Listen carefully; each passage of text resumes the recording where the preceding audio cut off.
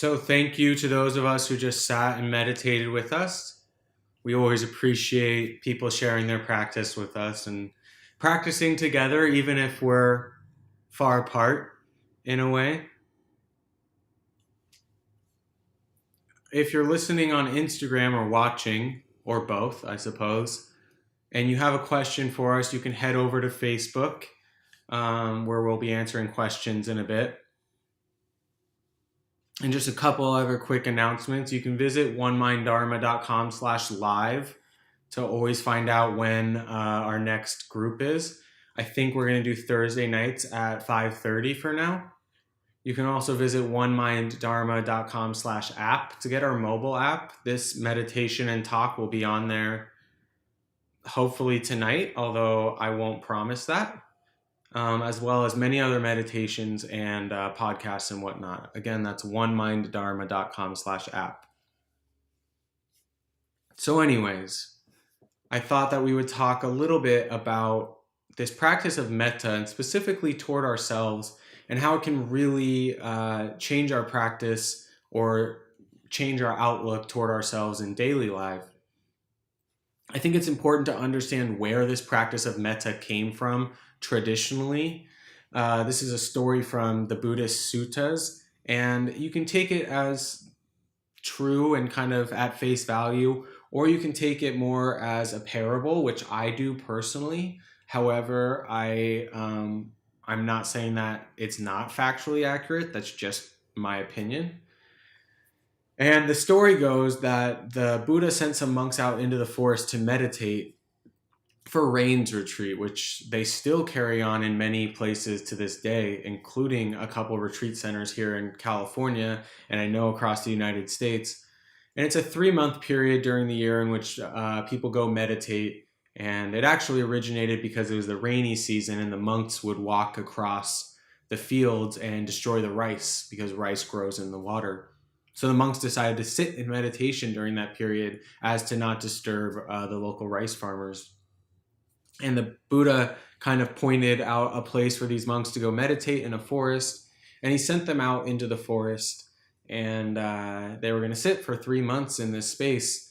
And when the monks arrived, they found that the forest was haunted with all of these spirits that were kind of, I think they're called tree spirits in the suttas. And they messed with the monks a little bit. They taunted them and scared them. And as I think most people would be, if they were being haunted by tree spirits, they got quite frightened. They ran back to the Buddha and told him this story that, oh, we can't, are you crazy? We can't meditate there. And the Buddha gave them this practice of metta, we often call it loving kindness in the West in English.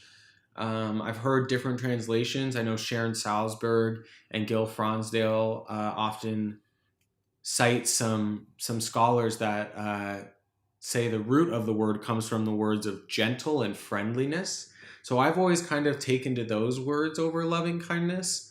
I do think that one of the best descriptions of metta practice, which is a little bit drier of a term, is goodwill, just wishing well for someone. I think that's really pragmatic and gets at what it is. However, I think the feeling for me is often gentleness or friendliness. That being said, you can use whatever word you want, as long as you can understand what this is. And we'll talk about what it is and what it is not here in a moment. So the Buddha sent them back out into the forest and said, why don't you practice metta toward these evil tree spirits?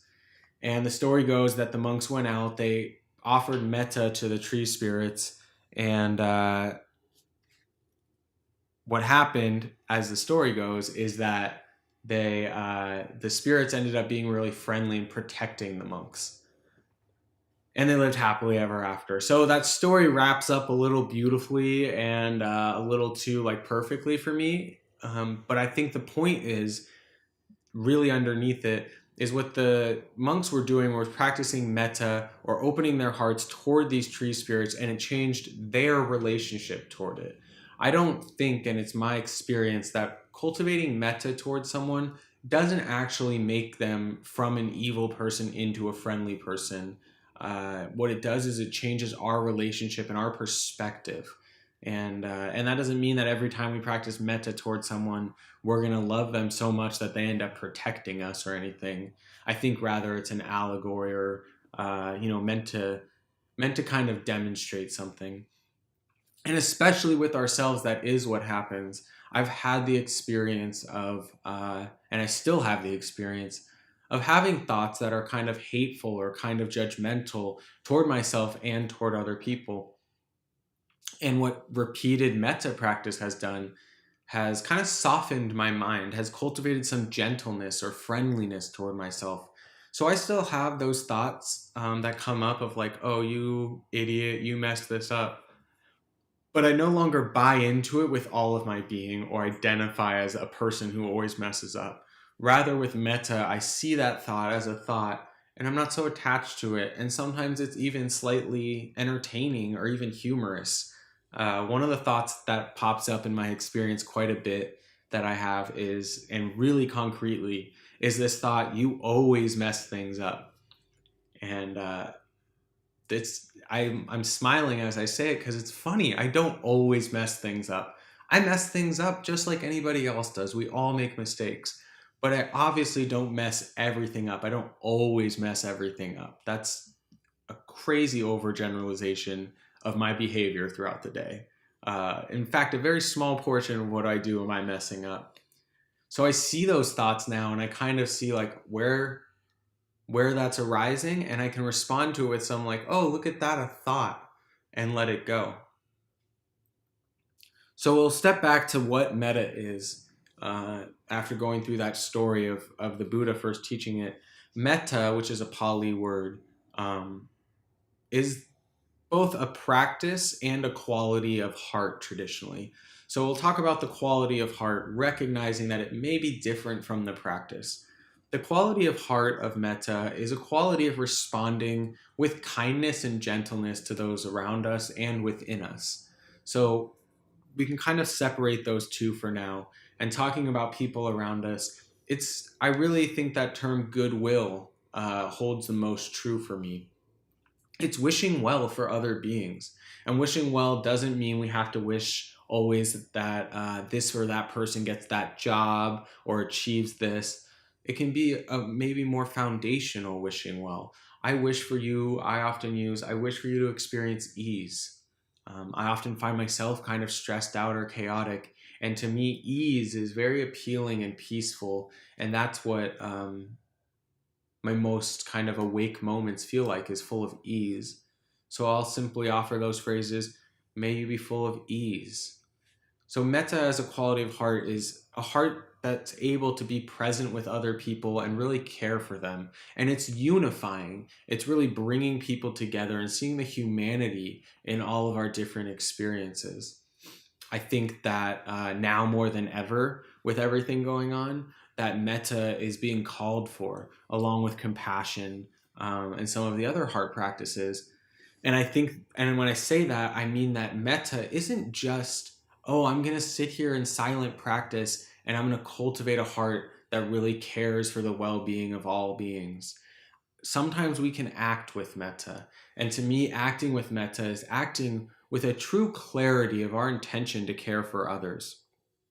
Often, when we cause harm to someone, we do so accidentally, maybe not even knowing that we did. We probably all had that experience of someone saying to us, hey, that really hurt my feelings, and kind of having that response of, oh, I had no idea.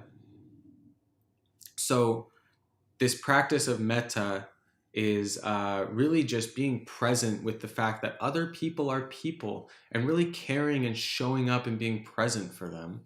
A couple simple acts of metta are holding the door open, even though the person may be a little farther away than you would normally hold the door open for, or smiling at a stranger. One of my practices that I do for metta is I try to avoid platitudes. So when I leave somewhere, instead of saying, have a great day, or nice to see you, take care, I really pause and try to recognize my intentions for this person. So I just arrived here actually before teaching and left somewhere, meeting with someone, and he was dealing with some health issues. And I said, I really wish you well with your health issues, and If you need anything, please let me know. And I didn't know the guy that well, and it was not an empty offer by any means, but it was just connecting with this intention of really like seeing the person as they are. And I think that we have a lot of power to do that, especially with, wherever you are. I know here where I live in Northern California, there's a lot of pain going on around certain, political issues from every end of the spectrum, and it's just to show up for people and to lend an ear and to smile and to acknowledge is an act of metta, an act of gentleness and friendliness. Gentleness and friendliness doesn't mean we have to be a doormat. It doesn't mean that, oh, the gentle and friendly thing to do is just to allow this person to scream at me or cause me harm or however it is. I think sometimes the most friendly and helpful things we can do is be really firm and tell someone that what they're doing is harmful or not okay with us or crossing a line. So I think it's important to understand here that metta, just because I'm using the word gentleness or friendliness, doesn't always mean kind of like fluffy and soft. Sometimes the thing that we can do with the most metta is say, hey, stop doing that. I'm sober in 12 step, and one of the things I always try to do with my sponsees, the people that I take through the steps and try to help get sober, is I try to be really honest when I need to.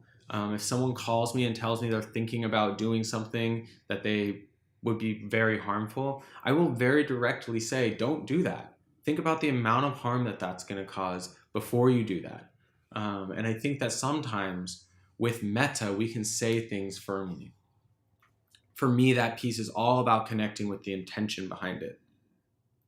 So then switching over to ourselves, metta is the same, of wishing well for ourselves, but it becomes a little bit more complex with ourselves, I think, as we have a lot of different things that we call ourselves, whether it's the thoughts or the feelings. You can go through the khandhas or the aggregates. Is that right? Yes. But when we look at what it means to practice some gentleness or friendliness toward ourselves, it often means a couple things. One, practicing some friendliness toward my body. Now, this may look different for everyone because every body is different, every nervous system is different. But for me, it means when my body's kind of activated, taking a moment to pause and, allow the body to settle. It means exercising a little bit because I don't exercise that much. It means eating what feels right for me. And what feels right for me may be different than what feels right for you. I'm not sitting here telling you that you should eat this, this, and that will be kind to yourself. I think we have to investigate for ourselves. So much focus on like eating healthy. Well, sometimes the kindest thing I can do to myself is allow myself to have, probably too much ice cream or whatever it is. So to find how we can treat our bodies with some kindness. I often think that in meditation practice, I'll experience sore knees, especially in the longer, when I hit like 45 minutes of sitting time. And I'll have a literal knee jerk reaction where I'm like, oh, knee hurts. And I just like swing my leg open. And that can be aversive. We're kind of like shying away from the pain.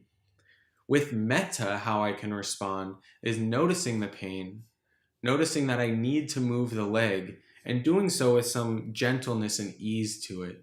Not having that, reaction, but doing the same action just slower and with the intention of kindness.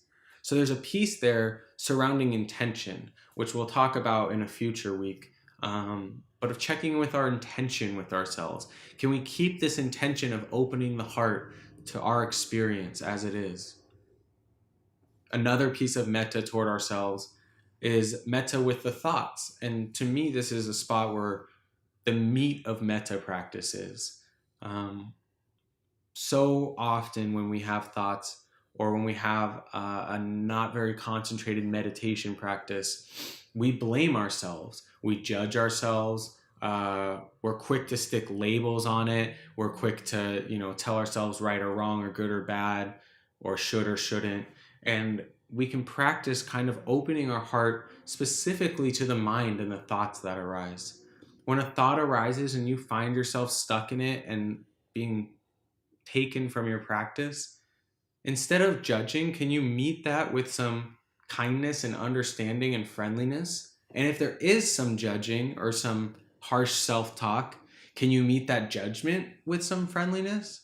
Notice that, like, oh, look, there's judgment present, instead of letting it kind of perpetuate into some papancha. And then, of course, there's metta with emotions, which are a combination of bodily sensations and mental formations. So when we're experiencing, anxiety or anger or resentment or joy or ease or love, can we meet that with some friendliness? And this looks different for each thing we come across, but can we meet it with some understanding and some ease? Do we buckle down around certain things? Anxiety is a great example, in that when we experience anxiety, we'll often kind of tense around it and be like, oh no, like I'm so anxious, which is a normal response. But if we can soften around it and really look at it with some friendliness and some kindness, we're able to see it a little bit more clearly and not get so activated around it. One of my favorite stories in the suttas is a story in which the Buddha comes and visit, or the Buddha's sitting in a cave and Mara comes to visit, who is kind of the Buddhist depiction of greed, hate, and delusion. People often call it like a Buddhist devil. And it's kind of this embodiment of all these unwholesome qualities. And Mara comes to visit the Buddha, and the Buddha's attendant says, hey, Mara's here. I'm sending Mara away, and tells Mara to go away. And the Buddha says, no, invite Mara in for tea. And Mara comes in for tea. And here's the Buddha, the fully awakened one, sitting down with the embodiment of greed, hatred, and delusion. And they sit there and they get served tea, and they kind of commiserate. They talk about, Mara says, it's so hard being me. Everyone thinks I'm the bad guy all the time. Everyone treats me kind of crappily. And it's just brutal being me. And the Buddha says, I get that. I have these teachings that I've seen can really awaken people, and, no one wants to listen to me. People aren't actually practicing. There's problems here, there's problems there. And they kind of seek to understand each other and commiserate. And after some time, Mara gets up and goes on his way. And again, you can take it as a literal story or as more of an allegory. And I think the point of the story is that we're to meet these things with some friendliness. I mean, inviting someone in for tea to your home, even though I think it was a cave. So inviting someone in for tea in your cave is an act of friendliness, of seeking to understand and be gentle with. Not that kind of, knee-jerk push something away or rush to judgment, but really to respond with some friendliness. It's, just an example of a way in which we can respond. So rather than, we don't need to invite unpleasant emotions in and hold on to them, but we can allow them to be there, allow them to kind of have their experience, and respond with some friendliness and seek to understand. Look at it with some curiosity rather than judgment, with a heart that's willing to, care for that part of our experience. We often, one of the things that I think is really lost about metta is that it's unconditional. And I really want to stress that point, that metta is not conditional upon what you're experiencing or what's arising or whether or not you like it in that moment, but metta is unconditional. So to meet each thing that arises within you with the same level of kindness and friendliness, of patience, and what this does for our practice really is, as we begin to kind of wrestle with experience in meditation practice, we begin to see that all these judgments that arise, and with metta, we can kind of soften the blow a little bit. We can open the heart to care about these things within ourselves. I don't think that you're going to do one metta sit and you're suddenly going to love everyone and everything and every part of yourself. But I can say that I've actually set the intention this year, and I haven't missed a day yet, to do at least 5 minutes of metta toward myself every day this year. Now, it was kind of like an impulsive goal of mine, because a year is a long time, but so far I followed through, and it's been really beautiful to see the way in which I can respond to my experience with myself. I've been, maybe stressed with work, or we've had some, my wife's had some family emergencies and stuff. And to really respond to everything and all the stress and chaos with this sense of caring for myself versus this sense of kind of chaos or frantic that I often get, but rather to meet it with some care. The same way that if someone, a friend or a loved one came to me in a moment of chaos, I would be present with them and care. And I'm not perfect with it. I still fall into chaos, of course, and I'm probably still better with friends than I am toward myself. But I've seen this immense change over the period of my meditation practice in my ability to really care, to really understand what it means like to wish well for myself and to be gentle and friendly. I encourage you to make this metta practice part of your daily life and daily practice. One of the things you can do is offer yourself a metta phrase, perhaps every morning or every time you look in the mirror. And it doesn't have to be out loud or super cheesy or anything. I often use the phrase, may I be at ease. I think I mentioned it before, but I have the words, I love you, keep going, tattooed on my feet. So when I'm doing walking meditation, I have that reminder right there of my love for myself and my encouragement for myself. And I think that there are ways that we can just continually remind ourselves that we care.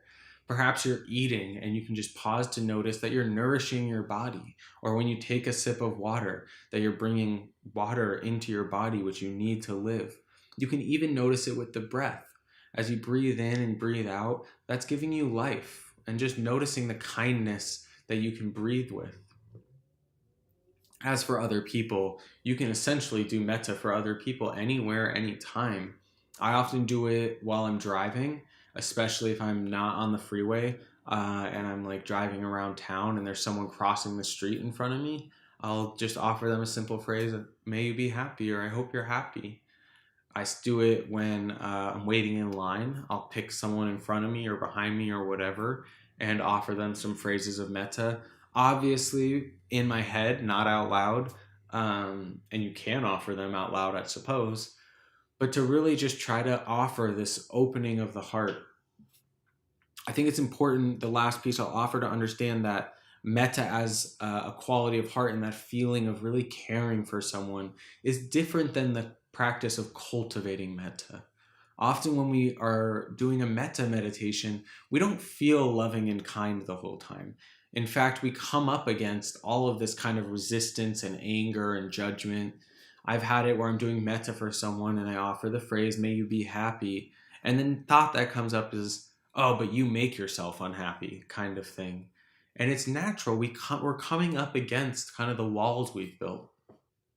I heard a teacher say once that we all, to some degree, have built slight walls around our hearts, and metta is kind of breaking down that wall. In order for us to break down that wall, we have to approach the wall and take it apart stone by stone or brick by brick. And that's what can be that purifying, painful process, is coming into contact with that wall. And I mention this because if you're doing metta practice and you find yourself coming up empty-handed, it's not emotional, or maybe it's emotional in a angry way or judgmental way, to know that that's normal, and to know that even though it's unpleasant, and I don't want to invalidate your experience, it can be quite unpleasant. But just to recognize that that's part of the practice. It doesn't mean you're doing it wrong. It doesn't mean you're not a kind person. In fact, it means that you're coming into contact with that which is preventing your heart from being open. And those are really beautiful and powerful moments. So as much as you can, try to work with them and persevere. So with that, we'll pause for just a second and open it up for some time for questions. I've mentioned it a couple times, but in case you're just tuning in, if you have a question and you're listening and watching on Instagram, you can head over to Facebook to ask a question, because I'm only monitoring Facebook right now because I only have 2 hands and 2 eyes and can't monitor too many things at once. So if you have a question, Facebook's the way to go.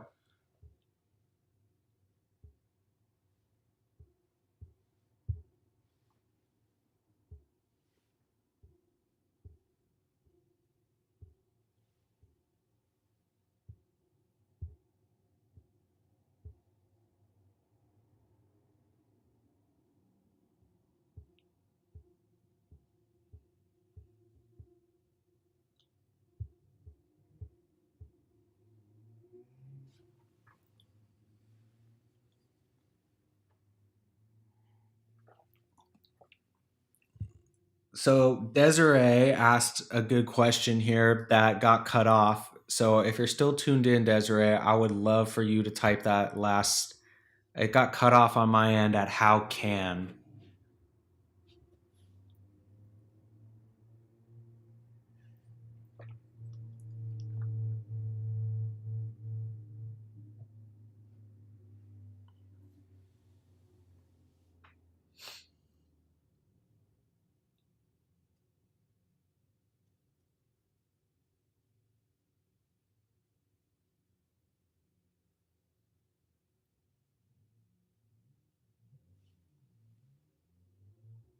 No further questions? No questions at all?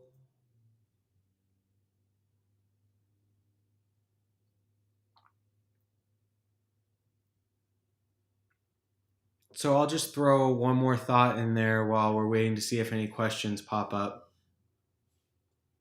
Oh, here comes Desiree, and then I'll throw that thought in.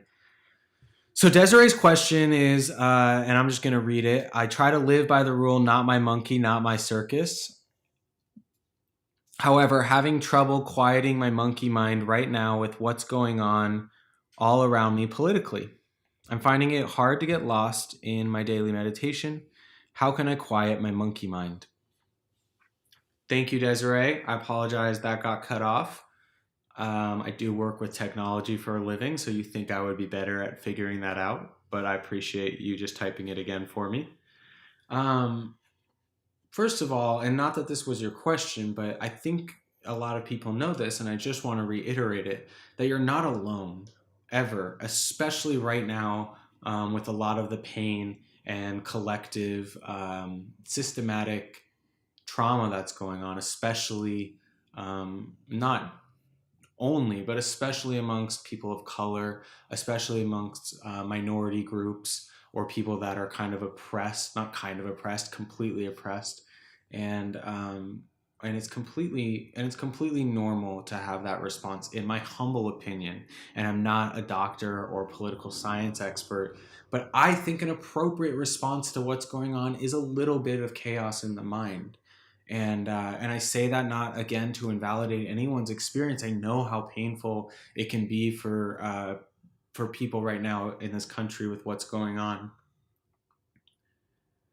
but also to recognize that at least you're aware and at least the mind is reacting and you're not indifferent. I think is I've talked. I see a lot of people in my daily life that are kind of indifferent to what's going on.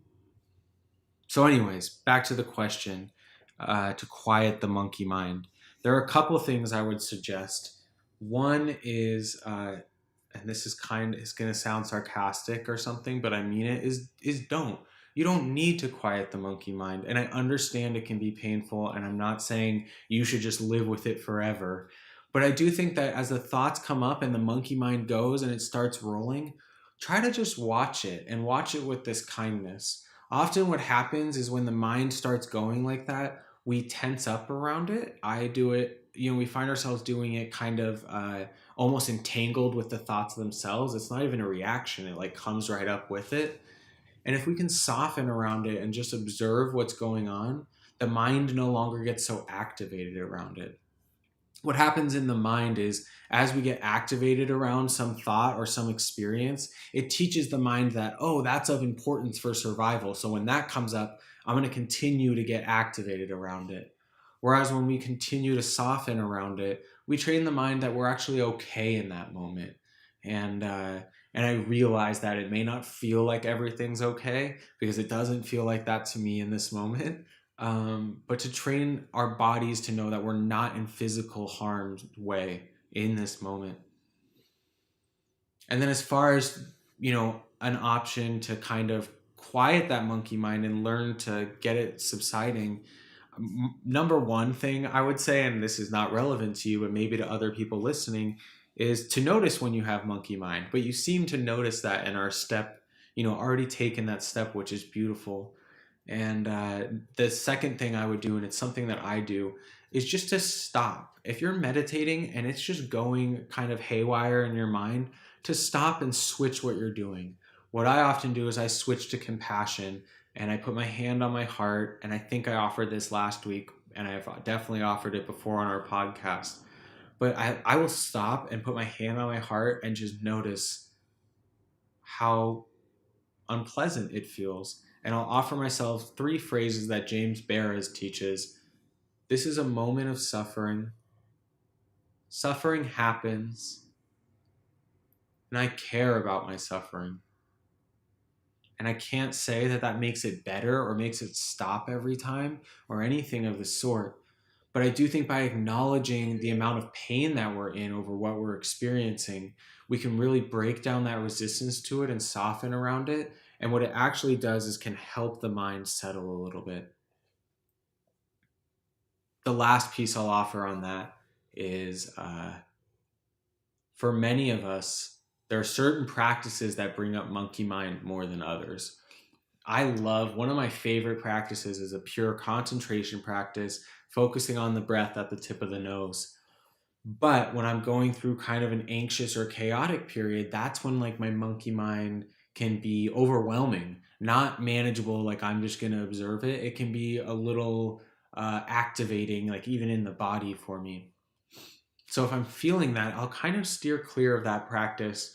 Or if I'm doing that practice and it arises, I'll give myself permission to switch practices and switch what I'm doing.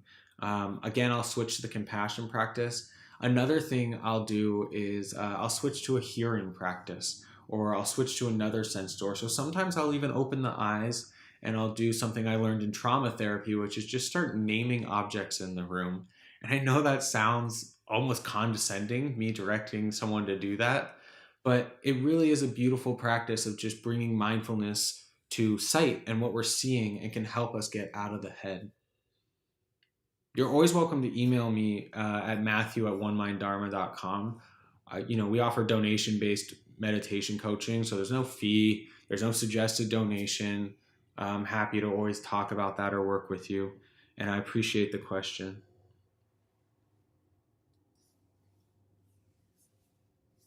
So I was going to offer, and if someone else has a question, feel free to shout it out there. I was going to offer another thought on metta, and that was just that you can practice metta with a partner. And it could be a loved one or a friend. It could be, it doesn't have to be someone that, is like an intimate partner or anything.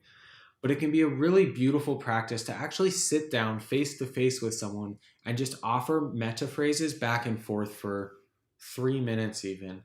And they don't have to be the normal, may you be happy, may you be healthy, may you be safe kind of thing.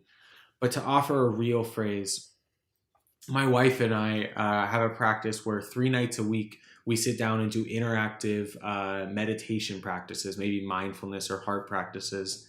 And we do them for 30 minutes, 3 nights a week, really as an investigation of how we can bring these qualities to life in our relationships. And this is one we'll do where we'll sit down and look at each other and just offer phrases like, may you smile often, or may you feel at ease with work, or may you enjoy the sunshine today. And just these kind of heartfelt phrases of metta can help you get in touch with a little more specific and a little more emotion behind it than may you be at ease or may you be healthy, as we begin to kind of personalize them and fit them towards someone and offer them out loud can be a really beautiful practice. So if you're watching this after, or you have a question that wasn't answered, you can email it to me at matthew@oneminddharma.com. We do have a new podcast at oneminddharma.com/ask, where we're just answering questions that you have. So if you have a question, especially one that you think would be useful for other people to hear the answer to, please visit that and check it out. And again, one final plug, visit oneminddharma.com/app to get our new mobile app. I did it myself, so it's a little buggy, but it has our meditations on it. We're doing an online heart practice course on it. And there's our Dharma Talk podcast, our YouTube channel. This will be up there. There's daily meditation reminders. And the last thing I will offer is that we, as I mentioned to Desiree, we do donation-based meditation coaching. And I hesitate to call it coaching because I don't love the kind of associations with that. And, I'm not going to like blow a whistle at you and yell at you. But both Elizabeth and I, and we have other coaches in other areas, are willing to, talk about your practice and kind of help guide you. And it's not for a fee, it's donation based. We don't offer a suggested donation even, because we don't want people to feel like they should pay if they want to meet with us or ask us a question or Skype with us. So don't hesitate to do that. We offer that because we've seen how much a teacher can help us in our practice and want to make sure that's available to everyone. So I thank you for your practice and your support. And remember to visit oneminddharma.com/live to check in for our next group. I think Thursday at 5:30, but I will let you know.